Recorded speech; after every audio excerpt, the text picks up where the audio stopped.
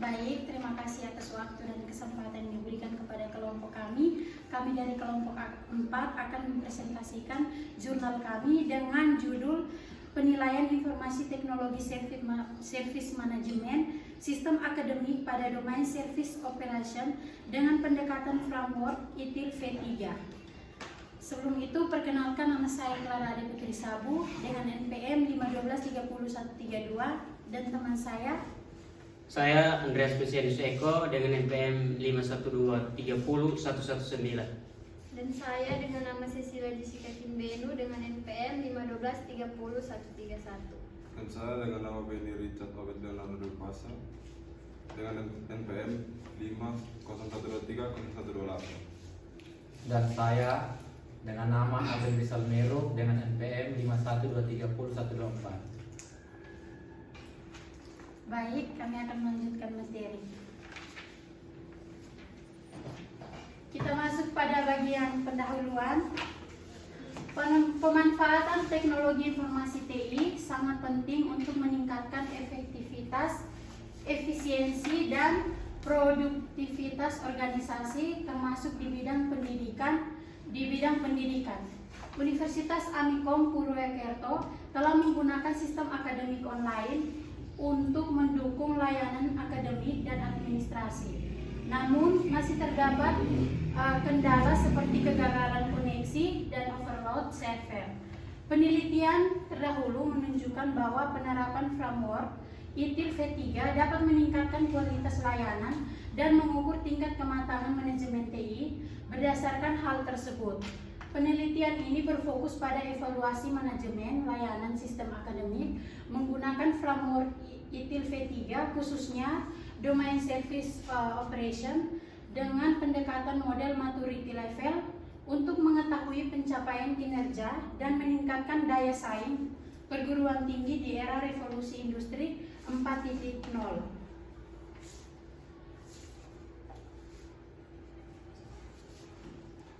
Baik, yang berikut itu kita masuk pada kita harus mengetahui apa itu framework ITIL.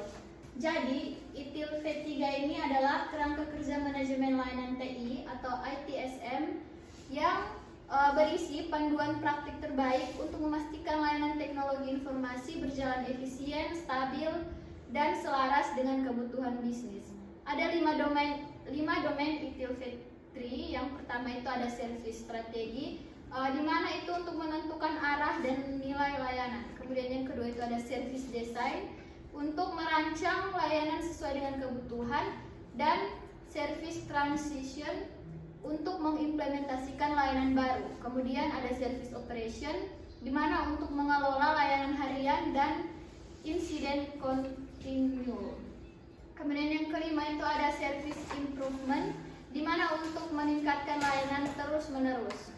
Perbedaannya itu ada dilihat pada aspek fokus, tujuan, dan pendekatan. Di mana fokus ITIL V3 ini pada pengelolaan layanan TI, sedangkan COVID ini pada tata kelola dan kontrol TI, sedangkan ISO 20000 ini untuk standar kualitas layanan TI. Kemudian dari segi tujuan, di mana ITIL V3 ini tujuannya untuk efisiensi dan kepuasan pengguna, sedangkan COVID ini untuk kepatuhan dan audit TI, dan ISO untuk sertifikasi mutu layanan. Kemudian dari aspek pendekatan itu, ITIL V3 pendekatannya itu pada praktik operasional, kemudian COVID itu pada regulasi dan kebijakan, kemudian ISO itu pada standar formal internasional. Kemudian yang berikut itu kita masuk pada metode, di mana penelitian yang kami gunakan ini menggunakan metode deskriptif, yakni data yang dikumpulkan akan dianalisis untuk dikasih gambaran menyeluruh tentang bagaimana layanan TI ini dikelola. Kemudian dengan menggunakan pendekatan kualitatif ini untuk menggambarkan kondisi serta proses manajemen layanan TI pada domain service operation di website sistem akademik Universitas Amikom Purwokerto. Fokus penelitian ini diarahkan pada 2 subdomain, yaitu request fulfillment process dan incident management process. Ya, kita masuk ke tahapan penelitian. Tahapan penelitian dilakukan secara runtut, terstruktur dan sistematis, meliputi yang pertama identifikasi masalah, merumuskan masalah, menentukan tujuan, dan menetapkan batasan penelitian. Yang kedua, mengumpulkan data. Itu terbagi atas 3 bagian, yaitu mengumpulkan langsung sistem akademik atau student amikom.ac.id. Yang kedua, penyusunan dan penyebaran kuesioner terkait ITSM domain request fulfillment dan incident management. Yang ketiga, responden adalah mahasiswa Fakultas Ilmu Komputer yang dikelompokkan berdasarkan tingkat pengalaman pengguna atau baru, menengah, dan akhir. Yang ketiga, analisis data. Data diolah menggunakan framework ETL V3 pada domain service operation. Yang keempat, analisis material level. Menilai tingkat kematangan layanan TI. Yang kelima, menyusun hasil dan rekomendasi berdasarkan analisis. Yang keenam, kesimpulan, menarik temuan penelitian. Berikut yaitu metode. Metode di sini ada 2, yaitu metode profesi sampling atau pengambilan sampel dilakukan dengan teknik profesi sampling, yaitu tidak semua populasi diambil, melainkan hanya kelompok target yang sesuai kriteria penilaian. Dalam hal ini, responden adalah mahasiswa Fakultas Ilmu Komputer yang dipilih berdasarkan tingkat pengalaman penggunaan sistem akademik. Yang kedua itu metode maturity level, yaitu pengukuran tingkat kematangan layanan TI dilakukan menggunakan model maturity level dengan 6 tingkatan, yaitu yang pertama level 0 atau non-existent, yaitu institusi tidak memiliki pengetahuan tentang proses TI. Yang level 1 inisial, yaitu lingkungan pengembangan sistem tidak stabil, bergantung pada individu. Level 2 repeatable, kebijaksanaan dan prosedur pengembangan proyek sudah ditetapkan. Level 3 atau define, proses standar terdokumentasi dan terintegrasi. Level 4 atau manage, proses sudah dikontrol dengan matriks hasil variasi kinerja berkurang. Level 5 atau optimize, yaitu seluruh institusi berfokus pada peningkatan berkelanjutan dengan otomatisasi proses kerja.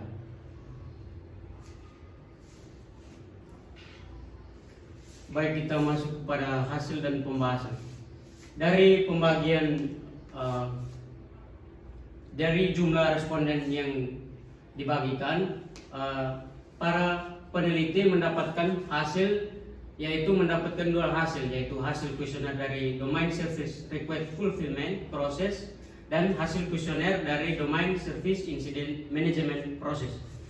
Baik, kita lihat pada tabel di situ. Untuk KPI itu adalah jenis pertanyaan. Untuk skor setiap skala Likert 0 sampai 5 itu ada banyaknya responden, dan total nilai adalah banyaknya responden yang menjawab pertanyaan. Itu berlaku untuk hasil kuesioner dari Domain Service Incident Management Process. Baik, untuk hasil dari kuesioner Domain Service Request Fulfillment Process, yaitu jumlah pertanyaan itu ada 6 item pertanyaan. Jumlah responden itu ada 57 mahasiswa dengan total nilai jawaban yaitu 1256. Distribusi skor, yaitu mayoritas responden memberi nilai 4 atau memadai, dalam hal ini memadai, dan 5 sangat memadai. Temuan utama, yaitu pertanyaan pertama itu mendapat skor tertinggi 249. Jadi ini menunjukkan bahwa layanan dianggap cukup memadai. Terus yang kedua, pertanyaan RF6 itu mendapat skor terendah yaitu 187, yang berarti masih ada kekurangan dalam beberapa aspek layanan. Jadi kesimpulan dari hasil yang dia didapat dari kuesioner domain request fulfillment yaitu secara keseluruhan proses request fulfillment dianggap memadai. Namun masih ada ruang perbaikan terutama pada R3 dan RF6. Yang berikut yaitu hasil kuesioner dari domain service incident management process. Di sini jumlah pernyataan atau pernyataan itu ada 9 items pertanyaan dengan jumlah responden 57 mahasiswa dan total nilai jawaban 1689. Distribusi skor, sebagian besar responden memberi nilai 3 atau dalam hal ini netral, hingga 4 atau mudah, dan 5 sangat mudah. Temuan utama dalam hasil kuesioner ini yaitu pertanyaan IM7 atau dalam hal ini pertanyaan ke-7 yaitu mendapatkan skor tertinggi 201, yang artinya proses penanganan dianggap paling baik. Yang kedua, pertanyaan untuk IM5 mendapat skor terendah yaitu 177, yang dalam hal ini menandakan ada kesulitan atau risiko dalam pengelolaan insiden tertentu. Kesimpulan dari hasil kuesioner domain service incident management process yaitu secara umum proses insiden manajemen berjalan baik, namun belum sepenuhnya efektif karena ada beberapa area yang masih sulit bagi pengguna. Baik, yang berikut yaitu hasil dan pembahasan. Dalam hal ini hasil analisis maturity level. Jadi hasil analisis maturity level didapat dari perhitungan daya yang memiliki masing-masing nilai indeks pada setiap subdomain. Dengan rumusnya yaitu IM sama dengan total nilai jawaban dibagi jumlah soal dikali jumlah responden. Baik, dari kedua proses pada tahap domain service operation telah dilakukan penilaian, maka masing-masing proses pada tahap domain service operation memiliki level kematangan yang sudah dibulatkan seperti tabel di samping.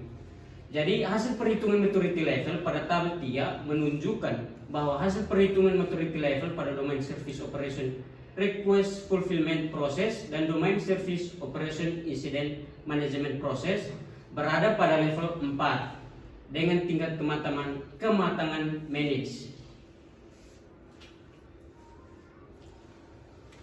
Yang berikutnya itu hasil dan pembahasan. Yang pertama itu kondisi domain service operation request fulfillment saat ini. Satu aspek yang dinilai itu proses bisnis itu pemenuhan permintaan, kualitas layanan, komunikasi dan notifikasi, eskalasi, keamanan dan kepuasan, pemantauan kinerja, serta pelaporan dan analisis. Yang kedua itu temuan penting dari proses bisnis, yaitu masih ada menu yang tidak berfungsi sesuai kebutuhan, pemenuhan permintaan itu, akses data berdasarkan waktu belum maksimal. Contohnya itu mahasiswa tidak bisa akses KRS semester sebelumnya. Yang berikut kualitas layanan itu ada peningkatan tetapi masih banyak fitur baru yang tidak berfungsi sesuai requirement. Yang berikut komunikasi dan notifikasi belum otomatis, hanya muncul ketika sistem diakses. Yang berikut manajemen eskalasi yaitu sudah berjalan namun penyelesaian masalah belum maksimal. Yang berikut keamanan dan kepuasan itu masih di bawah standar keamanan dan belum memenuhi standar layanan WOT service. Berikut pemantauan kinerja sudah dilakukan admin tetapi belum terdokumentasi dengan baik. Yang terakhir pelaporan dan analisis, laporan request fulfillment belum terdokumentasi. Kesimpulannya yaitu proses request fulfillment sudah di level 4 atau manage, namun masih ada kekurangan pada dokumentasi, notifikasi otomatis dan aspek keamanan. Lanjut pada 4.3 hasil analisis kondisi saat ini. kondisi domain service operation incident management saat ini. Yang pertama, aspek yang dinilai: pengajuan insiden, kategorisasi dan prioritas, pemantauan dan eskalasi, penanganan dan resolusi, komunikasi, pemulihan layanan, manajemen pengetahuan, pelaporan, perbaikan berkelanjutan, serta keamanan informasi. Temuan penting pada pengajuan insiden artinya masih manual, pengguna harus hubungi admin TI langsung, belum ada sistem monitoring real time. Yang kedua, kategorisasi dan prioritas, yang artinya admin langsung melakukan troubleshooting jika server down namun masih reaktif. Yang ketiga, pemantauan dan eskalasi, yang artinya sudah ada tapi belum optimal karena tidak ada monitoring otomatis. Yang keempat, penanganan dan resolusi, artinya troubleshooting dilakukan sesuai prosedur termasuk mengatasi error dan server down. Yang berikutnya, komunikasi dengan pengguna, artinya notifikasi belum otomatis, hanya muncul saat akses sistem. Yang berikut, pemulihan dan evaluasi, artinya admin mampu memulihkan layanan dengan cepat, namun evaluasi jangka panjang masih terbatas. Yang berikut, manajemen pengetahuan, artinya belum ada dokumentasi khusus untuk panduan insiden bagi user. Yang berikut, pelaporan dan analisis, artinya belum terdokumentasi dengan baik. Berikut, peningkatan berkelanjutan, artinya ada rencana perbaikan infrastruktur TI tapi belum terrealisasi penuh. Yang berikut, keamanan informasi, artinya masih kurang, belum memenuhi standar keamanan yang berlaku. Kesimpulan tabel 5 yaitu insiden manajemen sudah dikelola dengan baik atau level 4 minutes, namun lemah dalam hal dokumentasi, sistem monitoring real time, notifikasi otomatis, serta keamanan informasi.